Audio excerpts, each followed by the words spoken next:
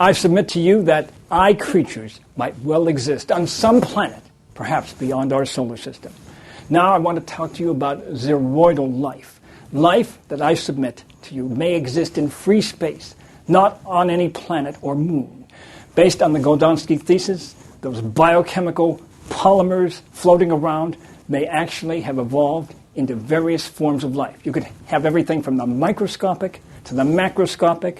Perhaps they're feasting on basic cosmic energy or sunlight, or perhaps larger entities are ingesting smaller entities. But they could have all shapes and sizes, perhaps evolve some type of mobility and intelligence.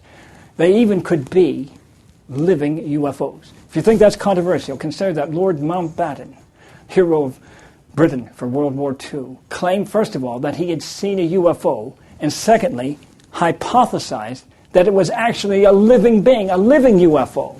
Now, we have a few examples of them, and I want to show you this from February 28, 1963, Thursday. This is over Prescott at 6:10 p.m., Prescott, Arizona. This appears to be a cloud, but look how unusual it is. And what's important is that this retained its shape for the next 20 minutes. At 6:15, it was over Phoenix, still having this unusual shape. And then at 6:30, it moved over Winslow, west-northwest, still retaining its basic shape. And what's important is that it first moved south, then northwest. Clouds do not do that, and clouds do not retain their shape for 20 minutes. And this unusual configuration argues for the possibility, I'm not saying it's certain, but a possibility this could have been an entity that survived the passage through our atmosphere from space and was not pulverized by friction, but floated over Arizona, a possible zeroid. Now let's look at another one from Cluj-Napoca, September 1977. This is from Romania. This is a drawing of what was cited by several people. It looked like a UFO rolling around on the ground that was glowing. Then it suddenly took off. Possibly a living entity from outer space, a so-called zeroid. And perhaps more serious proof for the existence of these entities.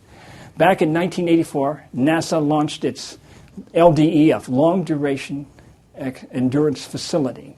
They retrieved it in 1990 and were shocked to find an unusual growth on one of the panels. Now, the growth was smaller than this, perhaps about the size of a toothpick. It had these entanglements coming out of it, each about 1/10 the size of a human hair. Analysis showed it was not vegetable, not mineral, not animal. They could not identify this. It appeared to be some type of extraterrestrial life that had actually settled or grown on the panel.